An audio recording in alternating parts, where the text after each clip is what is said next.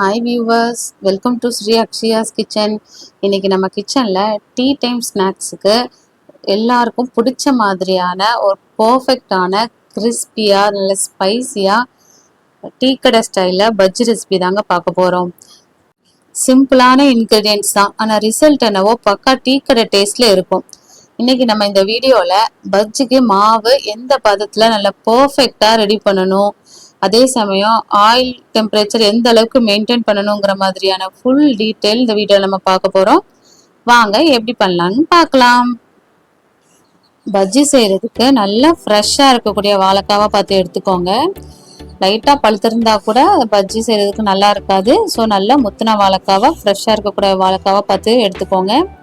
இப்போ அதோட 2 பகுதியும் மட்டும் கட் பண்ணிவிட்டு ஒரு சைடு மட்டும் நம்ம தோல் சீவி எடுத்துக்க போகிறோம். ஒரு சைடு மட்டும் தோல் சீவினா தான் நமக்கு பஜ்ஜி கட்டையில் வச்சு சீவுறப்போ நல்லா ஒன்று போல் அது கிடைக்கும். அதனால தான் நம்ம ஒரு சைடு மட்டும் தோல் சீவிக்கிறோம். இப்போ பாருங்கள், இந்த மாதிரி எல்லாமே சீவி எடுத்துக்கலாம். இது ரொம்ப திக்காகவும் இருக்கக்கூடாது, ரொம்ப தின்னாகவும் இருக்கக்கூடாது. ஸோ நான் சீவி இருக்கேன் இல்லையா, இந்த சைஸில் இருந்தால் கரெக்டாக இருக்கும். இப்போ எல்லாமே நல்லா சீவி எடுத்தாச்சு. இது இப்போ இருக்கட்டும். அடுத்ததான் நம்ம இதுக்கு மசாலா ஒன்று ரெடி பண்ண போகிறோம். அதுக்கு நான் இன்றைக்கி ஒரு 8லேருந்து 10 போல் காஞ்ச மிளகாய் ஊற வச்சுருக்கேன். அதோட ஒரு 8லேருந்து 10 பல் பூண்டையும் சேர்த்து நல்லா ஸ்மூத் பேஸ்ட்டாக அரைச்சி எடுத்துக்கலாம். இப்போ அடுத்ததான் நம்ம மாவு ரெடி பண்ண போகிறோம். இதுக்கு நான் இன்றைக்கி 1 கப் கடலை மாவு, 1/2 கப் அரிசி மாவு, ஒரு 1/4 கப் மைதா மாவு சேர்த்துருக்கேன். இது மைதா மாவு தான் மெயினே. இது ஏன் சேர்க்குறோன்னா அந்த பஜ்ஜிக்கு ஒரு ஷைனிங் கொடுக்கும். அது மட்டும் இல்லாமல் இந்த மாவு எல்லாமே நல்லா ஒன்று போல் பைண்ட் ஆகும். அதுக்காக தான் நம்ம சேர்த்துருக்கோம். இப்போ இதோட பெருங்காயத்தூள், தேவையான உப்பு, ஒரு 1/4 ஸ்பூன் போல் சோடா உப்பு சேர்த்துட்டு நல்லா கலந்து விட்டுக்கலாம்.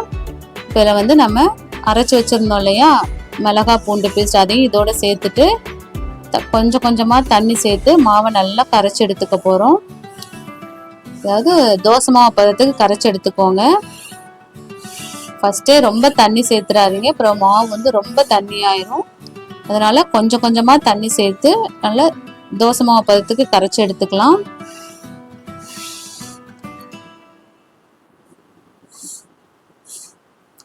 அடுத்ததாக இதில் 1 ஸ்பூன் போல் நீங்கள் எண்ணெய் சேர்த்து கரைச்சி விட்டுக்கோங்க. இப்போ எண்ணெய் சேர்க்கறதுனால நம்ம பஜ்ஜி எண்ணெயில் போட்டு எடுக்கிறப்போ ரொம்ப எண்ணெய் குடிக்காது. அதுக்காக தான் இல்லை மாவு கரைக்கிறப்போ கொஞ்சமாக நம்ம எண்ணெய் சேர்த்துக்கிறோம். நான் இன்றைக்கி 1 ஸ்பூன் போல் எண்ணெய் சேர்த்துக்கிறேன்.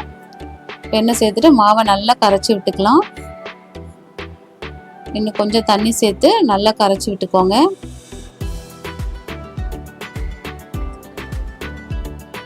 பாருங்கள், நம்ம மாவு நல்லா பர்ஃபெக்ட் கன்சிஸ்டன்சியில் வந்துருச்சு.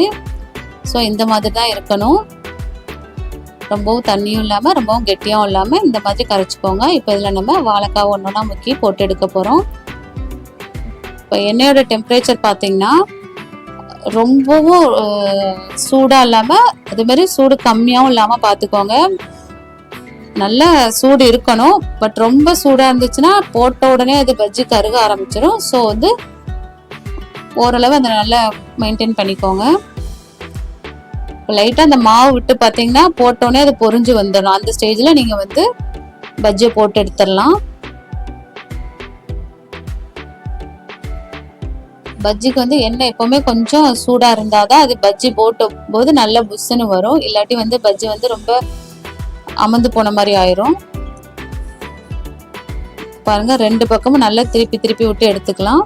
இப்போ டீ கடைகள்லாம் பார்த்தீங்கன்னா உங்களுக்கு கலர் பவுடர் சேர்ப்பாங்க. பட் நம்ம இன்னைக்கு எதுவுமே சேர்க்கலை.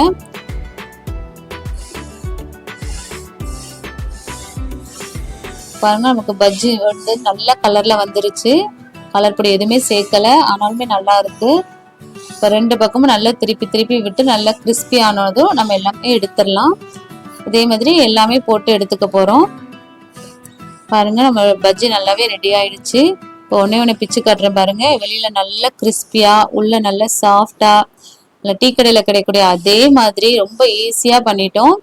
ஸோ நீங்களும் இதே மாதிரி ட்ரை பண்ணி பாருங்கள். பார்த்துட்டு மறக்காமல் உங்களோட ஃபீட்பேக்கை கமெண்ட் பண்ணுங்கள். இதே மாதிரி வேற ஒரு ரெசிபியோட அடுத்த வீடியோவில் பார்க்கலாம்.